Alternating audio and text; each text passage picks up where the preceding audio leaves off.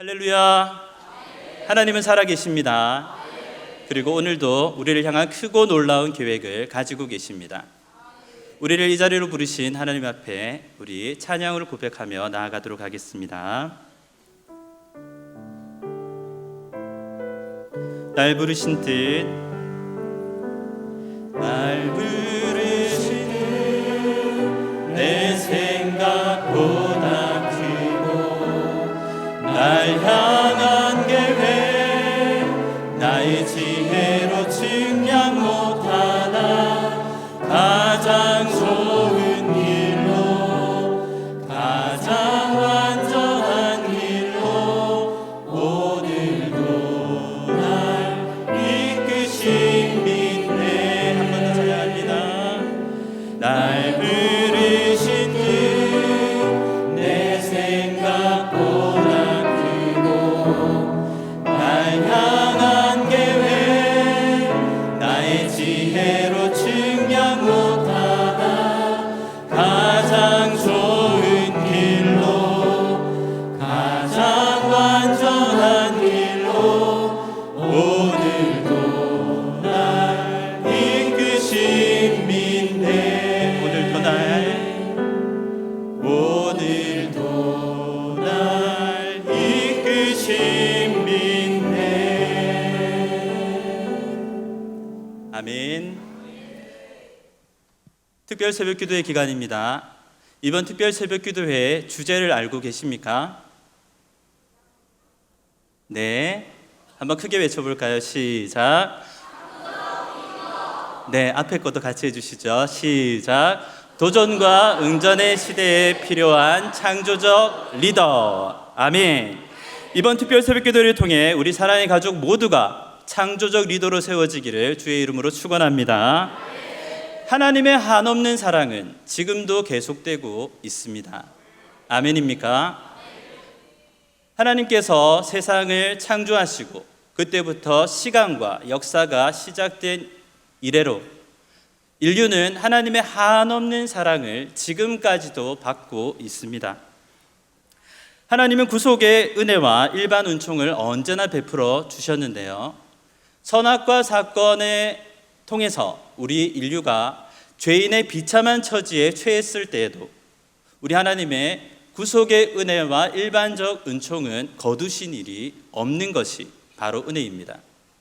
만약 인류가 죄를 범했던 그때, 바로 그때 하나님께서 그 모든 죄인들을 비참의 상태로 내버려 두셨거나 죄를 지었다고 해서 그 즉시 그 모든 일반 은총을 거두어 가셨다면, 쉽게 얘기하면 이런 거죠. 어제 해가 떴는데 죄를 짓고 나니 오늘 해가 뜨지 않더라 라는 것입니다.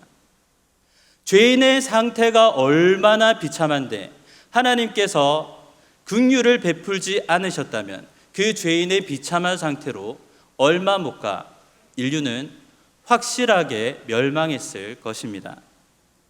그러나 긍휼에 풍성하신 하나님께서는 그렇게 하지 아니하시고 그 사랑을 계속하셔서 오늘도 주의 말씀을 듣는 자들을 통해 새롭고 산 길을 열어주시고 계십니다.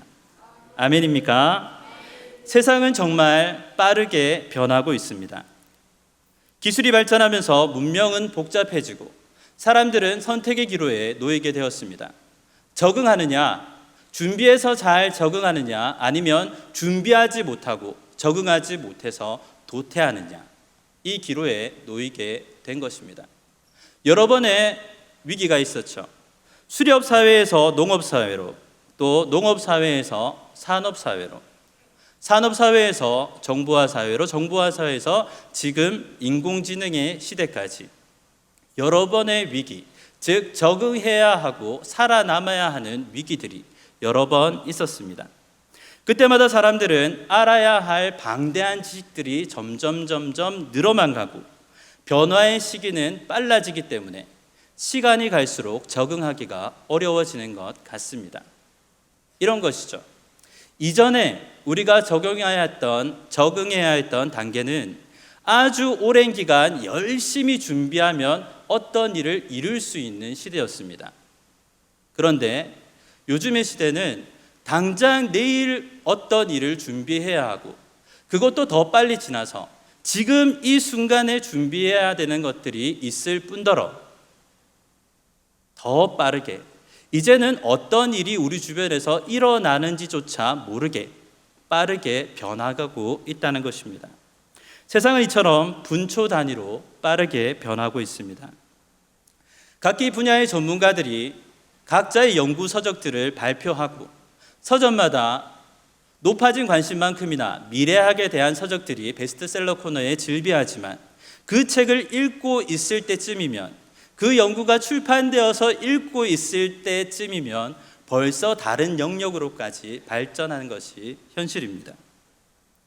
빠르게 변화하는 세상, 이 세상 속에서 우리는 어떻게 살아야 할까요? 오늘 우리는 그 말씀을, 그 해답을 예수님의 말씀 속에서 찾고자 합니다. 예수님께서 십자가를 지시기 얼마 전, 바로 얼마 전입니다. 예수님께서 십자가를 지시기 바로 얼마 전 사랑하는 제자들을 데리고 빌립보 가이사랴 지방으로 가셨습니다. 빌립보 가이사랴 어떤 지방일까요? 네, 그렇습니다. 예수님께서 주로 사역하셨던 갈릴리 호수, 갈릴리 호수로부터 북쪽 40km 정도에 있습니다. 헤르몬산 기슭에 위치하여 경치가 매우 좋습니다. 네, 바니아스 폭포라고 하고요. 헐몬산에 있는 그 이슬이 만년설이 녹아내리고 빗물이 고여서 사시사철 강이 흐르는 정말 우리가 생각하는 광야 이스라엘답지 않은 지역이 바로 이 가이사랴 빌립보 지역입니다. 저 뒤로 보면 사진에 큰 동굴, 네, 동굴입니다. 우리가 볼 때 큰 동굴도 보입니다. 야, 정말 멋지지 않습니까? 네, 이렇게 멋진 동굴도 있고 강도 흐르는 이곳이 바로 빌립보 가이사랴 지방입니다. 이곳에는 주로 이방인들이 거주했고요. 헬라 문명의 중심지로서 헤롯 빌립 2세가 로마 황제, 가이사라고 부르는 로마 황제 티베리우스를 위해 건설한 도시입니다. 로마의 황제에게 잘 보이기 위해서 가이사라는 지명을 붙여서 이제 도시를 건설했다라는 것입니다. 그런데 이 경치 좋고 이 요충지에다가 우상의 숭배가 극심했다라는 것입니다. 방금 보신 저 멋진 동굴, 어떤 동굴이겠습니까?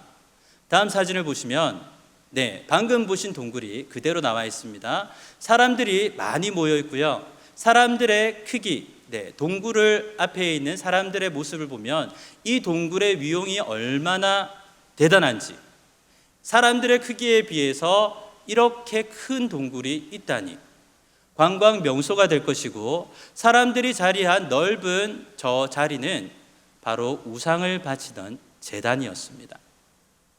저 동굴은 판신의 동굴이라고 불리는 곳입니다.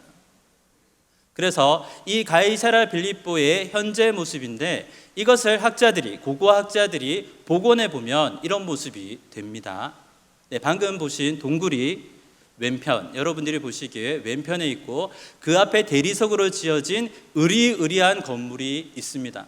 동굴을 꽉 채울 정도로 으리으리한 저 건물은 바로 황제를 위한 신전입니다. 그리고 그 뒤에는 판신의 동굴이 있고요. 저 내용을 보면 작아서 잘 보이진 않지만 7가지, 숨은 그림 찾기 같죠? 7가지의 굉장히 굵직굵직한 우상 숭배의 장소들이 있는데, 중간에 보이는 건물은 제우스의 신전입니다. 제우스의 신전이고, 그 오른편에는 네메시스를 위한 제단이 있고요. 그 앞에는 영원히 춤추는 염소의 제단, 또 신성한 염소의 제단, 이렇게 해서 한 7가지가 저곳에 다 밀집된 것입니다. 우상 숭배의 중심지죠. 수많은 사람들이 저곳을 찾아 우상을 숭배했습니다. 그렇다면 예수님께서는 왜 십자가를 지시기 전에 제자들을 데리고 빌립보 가이사랴, 우상이 즐비한 바로 저곳으로 가신 것일까요? 날이 덥고 사역에 지치니 물 좋고 공기 좋은 곳으로 휴가를 가신 것일까요? 아닙니다. 예수님의 모든 행동과 말씀은 영원한 교훈으로서 우리의 삶에 주어지고 있습니다. 세상의 신들이 판치는 곳에서, 세상의 권력들이 소리 지르는 곳에서, 그리고 그를 따르는 수많은 추종자들이 있는 바로 그곳에서 제자들이라 할지라도 예수님과 3년 반 동안 이제 함께하며 배울 것을 어느 정도 배웠다라고 하는 제자들조차도 저곳에 가면 동굴의 위험과 황제 신전의 위험과 여러 가지 신들의 제단 앞에 또 그를 추종하는 무리들의 문화 앞에 주눅들기 쉬운 바로 그 자리에서, 그 중심에서 예수님은 물으셨습니다. 오늘 말씀 13절 말씀을 함께 읽겠습니다. 13절입니다. 예수께서 빌립보 가이사랴 지방에 이르러 제자들에게 물어 이르시되 사람들이 인자를 누구라 하느냐. 예수님께서 제자들을 데리고 40km나 떨어진 가이사랴 빌립보까지 직접 가신 이유는 제자들에게 질문하시기 위함입니다. 어떤 질문이었습니까? 사람들이 나를 누구라 하느냐라는 질문이었습니다. 그 질문에 대해 제자들이 대답합니다. 더러는 세례 요한, 더러는 엘리야, 더러는 예레미야와 선지자 같은 그 선지자 같은 급의 한 명이라고 합니다. 사람들이 예수님에 대해 무엇이라 말하는지는 예수님도 아셨습니다. 그것은 진짜 질문이 아니었죠. 핵심 질문은 그 다음에 있습니다. 그것이 바로 제자들을 데리고 그 더운 날씨에 40km나 떨어진 바로 이곳에 와서 질문하시는 핵심입니다. 물으십니다. 너희는 나를 누구라 하느냐? 제자들에게 물으시는 것입니다. 잠시 후면 십자가를 지실 것이고 십자가를 지신 이후에 어떠한 환난과 고통이 이들을 찾아올지 잘 아시는 예수님께서 너희는 나를 누구라 하느냐라고 물으시는 것입니다. 예수님께서 십자가를 지시기 전 황제와 우상의 도시에서 제자들에게 물으십니다. 너희는 나를 누구라 하느냐? 오늘 우리를 찾아오신 예수님께서 우리에게 물으십니다. 너는 내가 서 있는 자리에서 나를 누구라 하느냐? 너의 학교에서, 너의 직장에서, 너의 가정에서, 너가 정말 모든 뜻을 다해 힘과 열정과 정성을 다하는 바로 그곳에서 너는 나를 누구라 하느냐? 묻고 계시는 것입니다. 그 질문에 대해 베드로가 즉시 대답합니다. 16절 말씀 우리 함께 읽겠습니다. 16절입니다. 시몬 베드로가 대답하여 이르되 주는 그리스도시요 살아계신 하나님의 아들이시니이다. 아멘. 유명한 베드로의 고백입니다. 베드로에게는 주님의 물음에 대한 고백이 있었습니다. 말씀을 묵상하며 이 부분이 참 중요하다고 느껴집니다. 제자들이 너희는 나를 누구라 하느냐? 우상의 중심, 황제 숭배의 중심인 도시인 바로 그곳에서 주님께서 제자들에게 물으실 때 그 12 제자들 중에 한 명 베드로만이 대답할 말을 가지고 있었다는 것입니다. 그가 누구입니까? 바요나 시몬입니다. 평범하기 그지없는 갈릴리의 어부 중 한 사람입니다. 세간에 알려질 것도 없고 누구라 할 것 없는, 보잘 것 없는 사람 중에 한 명입니다.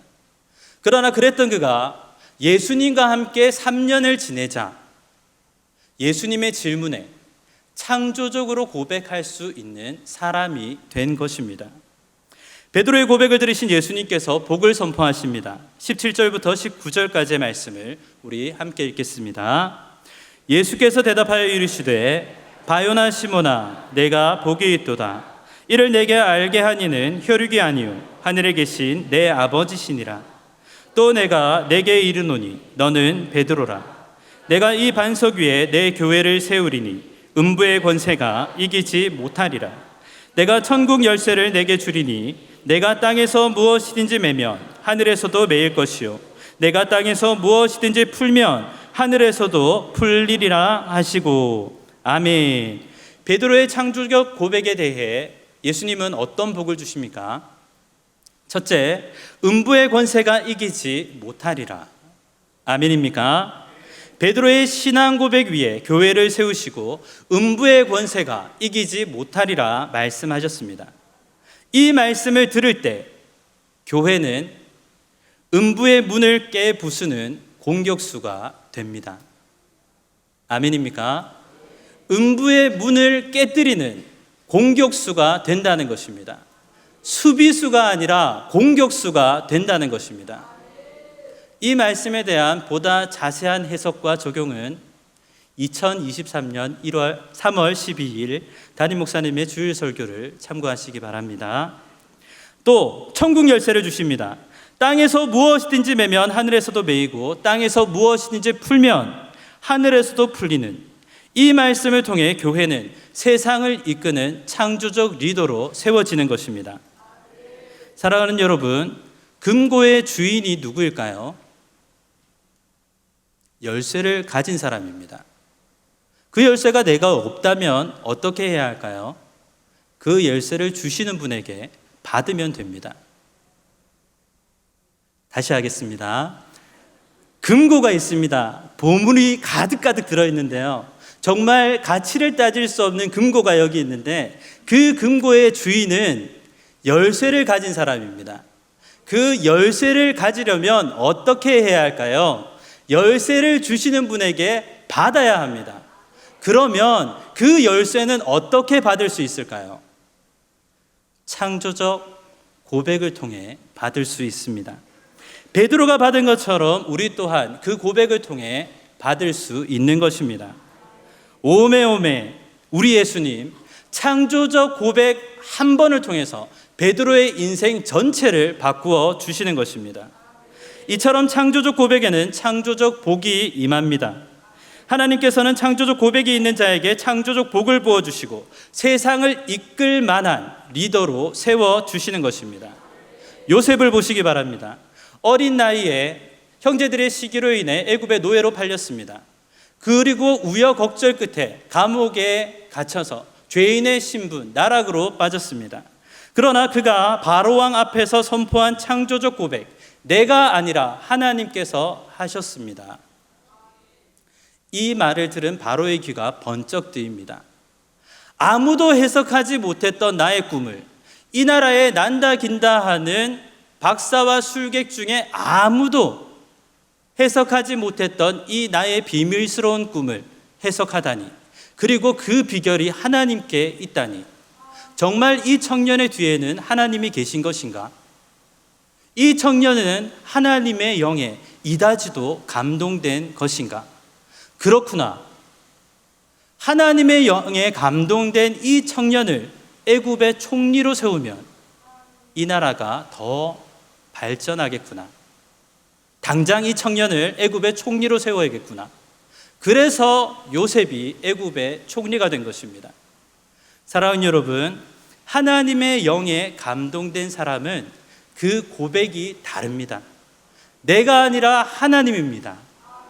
이 고백을 통해서 하나님은 한 가정뿐만이 아니라 한 민족을 먹여 살리는 리더로 요셉을 세워주신 것입니다. 다윗을 보십시오. 불우한 가정 형편에서 태어나 블레셋의 장수 골리앗을 쓰러뜨림으로 전쟁 영웅이 되었습니다. 그러나 그 복이 화가 되어서 저자거리에서 노래하는 그 아가씨들의 말을 듣고 장인 사울이 열이 받아서 사위를 죽이기 위해서 정예군사 3,000명을 파송합니다. 3,000명에게 쫓기는 왕의 사위, 도망자죠. 그가 광야에서 선포한 창조적 고백이 이러합니다. 여호와는 나의 목자시니 내게 부족함이 없습니다. 어떻게 그럴 수 있을까요? 어떻게 그런 고백이 나올까요? 여호와는 나의 목자시니 내게 부족함이 없습니다. 다윗의 형편이 좋아진 것도 아니고 다윗의 처지가 나아질 것이라는 기대는 일말도 없는데 어떻게 그는 이런 창조적인 고백을 할 수 있는 것일까요? 하나님께서는 그의 창조적 고백을 들으시고 하나님의 마음에 맞아 주의 뜻을 다 이루는 이스라엘의 왕으로 세워주십니다. 바울을 보십시오. 잘 나가는 신분과 태생, 학벌과 열심을 뒤로하고 주를 위한 고난을 자처합니다. 그가 주님 앞에서 드린 창조적 고백, 내가 달려갈 길과 주 예수께 받은 사명. 같이 할까요? 내가 달려갈 길과 주 예수께 받은 사명, 곧 하나님의 은혜의 복음을 전하는 일을 마치려 하면은 나의 생명조차 조금도 귀한 것으로 여기지 아니하노라. 아멘. 이 바울을 통해 복음이 아시아와 유럽을 넘어 미국을 넘어 우리에게까지 전해진 것입니다. 요셉과 다윗과 바울뿐만 아니라 수많은 인물들이 주님 앞에 창조적 고백을 드려 창조적 리더로 세움받고 복을 받았습니다. 그렇다면 우리는 어떻게 창조적 고백을 준비할 수 있을까요? 그들은 어떻게 그렇게 했고 우리는 어떻게 그렇게 할 수 있을까요? 창조적 고백은 입술이 아닌 삶으로 드리는 고백입니다. 오늘 제이플 찬양 할렐루야. 네. 창조적 고백은 입술이 아닌 삶으로 드리는 고백입니다. 믿음은 하나님의 품에 거하는 것입니다. 주인이 누구인지 분명히 드러내는 삶인 것입니다. 믿음이 있다, 나는 믿음이 있다라고 이야기하면서도 주님의 품 안에 거하지 않거나 주님을 분명히 드러내는, 주인을 분명히 드러내는, 주님이 주인 되심을 분명히 드러내지 않는 흐릿한 삶을 살고 있다면 그것은 주님께 책망받을 일입니다. 믿음의 본질은 주인을 바꾸는 것입니다. 자신이 주인이 되어라, 스스로가 주인이 되어라, 끊임없이 말하는 이 세대 속에서 주인을 바꾸는 것이 바로 참 믿음입니다. 자기를 부인하고 자기 십자가를 지는 삶이 바로 참 믿음인 것입니다. 이 참 믿음이, 이 삶으로 드리는 고백이 있어야 창조적 고백을 드릴 수 있게 되는 것입니다. 사랑하는 여러분, 빠르게 변화하는 세상입니다. 정말 빠르게 변화하는 세상입니다. 어떻게 대처해야 할지, 지금 무슨 일이 일어나고 있는지 잘 모르겠습니다. 솔직히 그런 것이 바로 우리의 진실한 고백일 것입니다. 빠르게 변하는 세상 속에서도 지금까지 변치 않는 하나님의 약속은 창조적 고백을 드리는 자를 통해 세상을 변화시키신다는 것입니다. 오늘 예수님께서 우리에게 다시 물으십니다. 너희는 나를 누구라 하느냐? 가이사랴 빌립보, 우상과 황제로 가득 찼고 있는 곳곳마다 우상의 제단을 만들어 놓고 그것을 따르는 자들이 날마다 모여서 이것이 하나님이다 외치고 있는 그들 속에서 제자들이라 할지라도, 예수님과 함께 3년을 훈련받은 제자들이라 할지라도 그 위험과 그 위험에 주눅들기 쉽고 따라가는 수많은 사람들 앞에서 소수로서 나도 가야 되는 것 아닌가라는 생각이 자연스럽게 드는 바로 그곳에서 예수님께서 물으십니다. 너는 바로 이곳에서 나를 누구라 하느냐? 마찬가지입니다. 가이사랴 빌립보만 우상이 가득했겠습니까? 오늘 우리가 살아가는 우리의 삶의 모습은 우상으로부터 자유합니까? 세상이 눈을 뜨자마자 잠들기까지, 아니 잠을 자고 있을 때에도 끊임없이 우리에게 우상을 강요하는 이 세대 속에서 예수님의 질문은 우리의 삶의 방향을 정하게 하는 줄 믿습니다. 예수님께서 물으신 것은 입술의 고백만을 물으신 것이 아닙니다. 입술로 드리는 고백만이 아닌 삶으로 드리는 고백, 삶으로 드리는 예배, 삶으로 증명하는 우리의 삶을 통해 그 창조적 고백으로 답하시는 우리 모두가 되시기를 예수님의 이름으로 축원합니다.